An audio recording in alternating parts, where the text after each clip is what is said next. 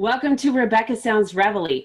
What a dynamic show we are going to have for you today, because with me is a very prolific actor. What an icon he is. He's a veteran actor, comedian, dancer extraordinaire. You are going to love the show today because we are going to definitely have a lot of fun. I can't even begin to tell you how much.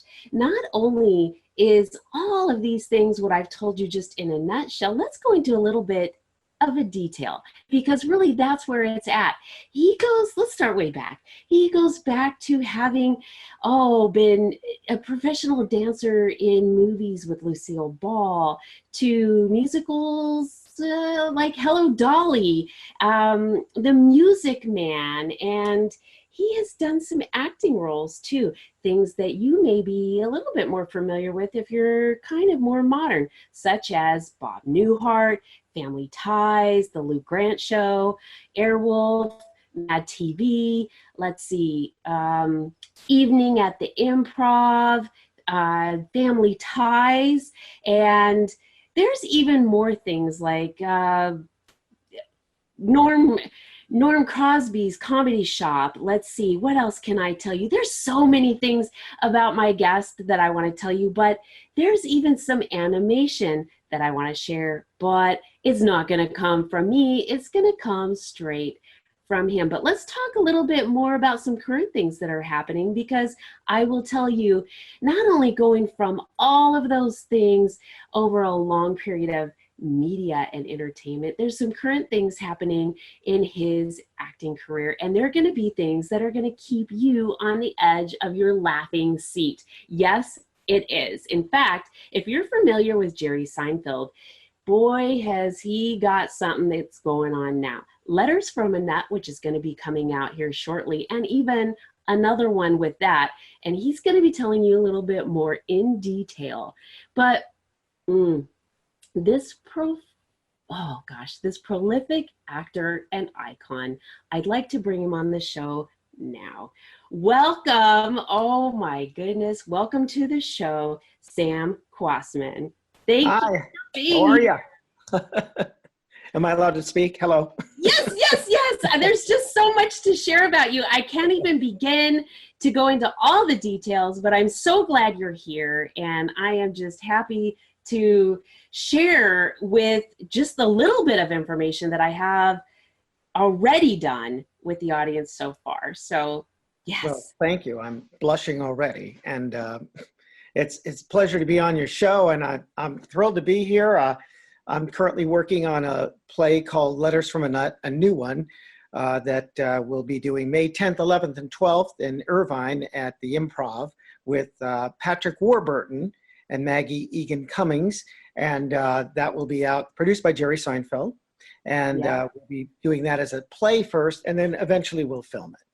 And the other one, Letters from a Nut, we did at the Geffen Theater last year, and we filmed it, and it'll be out April 9th, produced by Jerry Seinfeld. It'll be out April 9th on Amazon Prime, and all over the world. It'll be streaming all over the world on the internet. So I'm really excited about this. Yeah, it's a very funny play. Tell the audience a little bit about Letters from a Nut, because I don't know, but some people might think, what are they talking about, Letters from a Nut? Or, what is the whole nut job kind of thing? Well, it's based on the books Letters from a Nut, written by Ted L. Nancy. And the actual author, Barry Martyr, Ted L. Nancy, is Ted L. Nancy on stage in the first one. That'll be out April 9th. And it's these crazy letters that they write to corporations, and the corporations don't know if they're crazy, these people, or the company's testing them. And so they'll write a letter to, like, let's say to the city of Glendale. And they ask for a permit for a brand new comedy club called Jesticles. And they don't know whether this guy's kidding or not. And they write back and go, well, we don't have an address, and we don't know what you're talking about. And please send us more information. And then they go back and forth with 10, 12 letters. It's hilarious. Or they'll do something like, there used to be a chicken place called Kookaroo Chicken out here in LA. and he sees an open rental place, office next to Kookaroo. He says, I want to open up my new store. It's called I Am a Walrus. So it'll read, I am a walrus, Kookaroo, and they write back, who are you, Oh, this is fantastic. I love it. Yes, it's very funny. Very funny. And like I said, there's like 3, 4, 5, 6 books based on these crazy letters about, going to these corporations. And so I'm lucky to be in it. And I got to thank Barry for that, and Jerry and all that. And it's great to be in that. And the new one we're working on now with Patrick Warburton from Seinfeld. He played Putty. That was Julia Louis-Dreyfus's boyfriend on that. And he's the lead in that one. And so that'll be a lot of fun.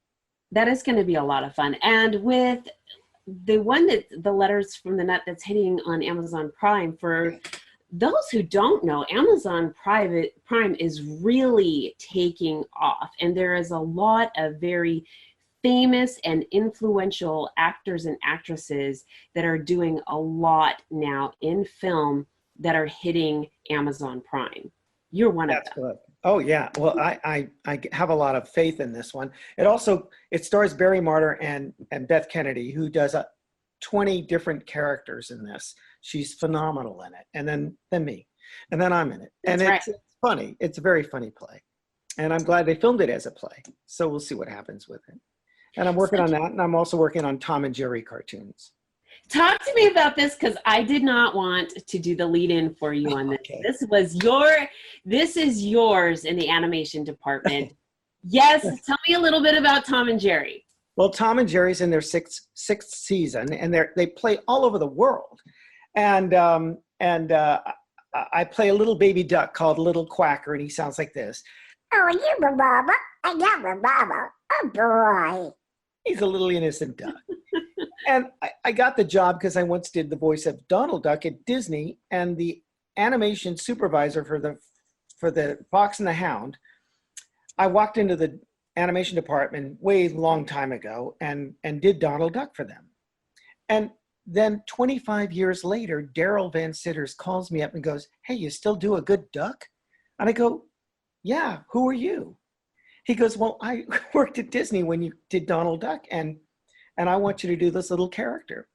And of course, I had to still audition with everybody else, and they went through 3,000 voice actors, and I got the job. So I was very happy with that. So this is exciting. That's so much fun. Yeah, and he's a cute little duck. Oh, I'm so sorry. Oh boy. Oh. He's always sad. He's always, Oh, I almost wrecked. I got a dagger. Nobody understands him, but it's fun to do. So when you're in character in animation, does that take a lot of work vocally to do? And he's a very tough artificial voice. Okay. He's not something you would do at your throat. And yeah, you do it out of here. My little secret. Now everybody will do Donald Duck and Little Quacker. No, because yeah. I think even those of us who want to try really hard, I don't think they can get it. Well, it's very difficult to be able to speak. I did Robot Chicken with Mickey and Donald at a bar picking up chicks. And everybody knows about Robot Chicken, Seth Green, and it's very funny. It's 30 seconds long. It's hilarious. And I really love doing that. But I started as a dancer many years ago. My first job, I was an artist, a flippin' artist, I wanted to be a song and dance man, and I learned to dance and sing and act in musicals. And my first job was Disney on Parade, which was choreographed by Anna White, who had just won the Academy Award 2 years earlier for Oliver. She also choreographed Music Man, Bye Bye Birdie. And, you're 19 years old, and here's this icon, this legend. And they don't give out Oscars to choreographers. There were only 2 that ever got one. That was Jerome Robbins for West Side Story and Anna White for Oliver. So here I am dancing for probably the biggest choreographer at the time. And we're in rehearsal, and I wind up, it's Disney on Parade, which you see today is Disney on Ice. Right. We ran. We called ourselves Hollywood. You didn't glide back then. You had to run. We had to run. Yes. And I was the lead alligator in Fantasia. And there was another guy in the company named Patrick Swayze, and it was our first dance company together. And he was quite a guy. He was Prince Charming, and I was the lead alligator. And I'm going, gee, I wonder how you got that job, you know? But he was a good-looking guy and a sweet guy. Oh gosh, I mean, what an amazing opportunity that was. Yeah, it really was. And I became the voice of Donald Duck for the show, and I did it live, 10 to 14 shows a week. And I perfected the voice, and I did What's My Line, and I did radio shows to promote that show. But the original voice was Ducky Nash, Clarence Ducky Nash, and he was the Duck. And, you know, he couldn't, I mean, I'm on the road with this show. I don't think Clarence at that time, who was about 70, would have wanted to do that. But he really is the voice of Donald Duck, the official voice as far as I'm concerned. And then here I am doing Little Quacker, you know, 25 years after that. And it's been a real pleasure to do. I hear they're going to do a major motion picture of Tom and Jerry. I did not know that. Yeah, I don't know if I'll be in it, but I was just going to say, so. Oh boy. Oh boy. Yes. You absolutely are a must for that. We'll see. We'll see. Mm-hmm. But Letters from a Nut was good. And I went up dancing in movies like Mame, and Lucy would tell me stories. I was just going there because there is no way I could get away from not talking about Lucille Ball and if your experiences with her, because she is another legendary woman in the entertainment. Oh God, she was very serious woman. She was very serious, but you could talk to her. And I have pictures with her, and I would ask her, you know, I was a kid, you know, I was 23, and I say to her, you know, I like the Three Stooges. And she goes, oh, the Three Stooges, bad props, they almost killed me. And then she would tell me a story about how she worked on the Three Stooges movie, one of the episodes. Oh. And that, yeah, she was powdering her face with this very fine powder in front of a fan, and Larry Fine turns on the fan, and the powder goes in her face, and she goes, and breathes in the powder, and it goes in her eyes, up her nostrils, in her mouth, in her throat, and she can't breathe. And she told me she was in the hospital for 3 days, and every time she blinked, it was like sandpaper. She thought she was going to die. All these stories she told me. There was one story I love that she says, and if I hadn't heard it from her, I would never have repeated it. Oh no, oh no. You won't believe this. She had a filling in her tooth, and this is World War II. And she's driving MGM Studios. Have you heard this? No. She has this filling, and they don't use the regular filling. They use some other substance. And on the way to MGM, she hears German in her tooth. No. And it gets louder and louder as she gets to MGM. So she calls the FBI and says, I swear to God, I'm hearing German Nazis in my tooth.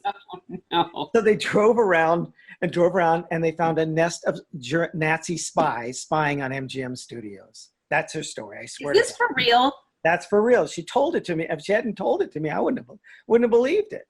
But she was so serious about it, and she said, I found these guys with my tooth. It was great. And I believed her. What was not to believe, you know? Sure. I mean, right from her. Well, I mean, who knows what people would do to get, I mean, I bet you have seen, all right, and I'm gonna share a little something about myself in a minute, come to all this, but I bet you've seen a lot of people try to make it in the movie business. I myself have done a little thing, and something that not too many people know about me. I, at one time, I auditioned for a Lucille Ball part at one time. Oh, wow. Way back in the 90s. Fantastic. Didn't make it, but it was quite an experience, and I did learn a lot, and I did see something that I never thought I would see. I did not expect this whatsoever by going to this audition, but I never realized how many people, women, across America actually have a resemblance to her, and I mean very, very pronounced resemblance, you know. Oh, wow. Oh, whoops. I mean, and it was kind of a cattle call audition. I mean, there was just lines and lines of people there. It was amazing. But that's an interesting story, and I'm sure that you have seen your share of people trying to infiltrate getting into the movie business or getting secrets somehow. I'm sure.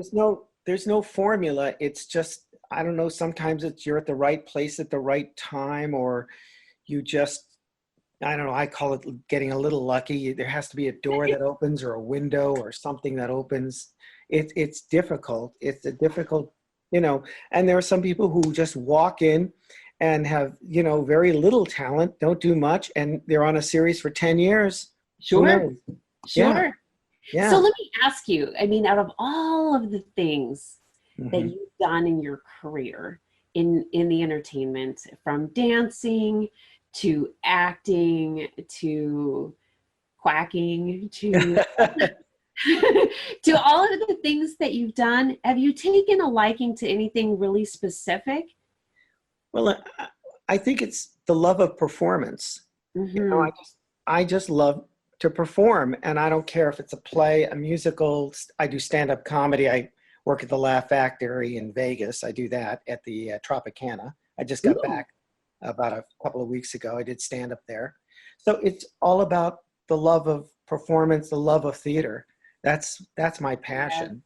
And I worked so hard to be in it, and I was willing to do just about everything. I mean, I played a ventriloquist on Bob Newhart. Go figure. Okay.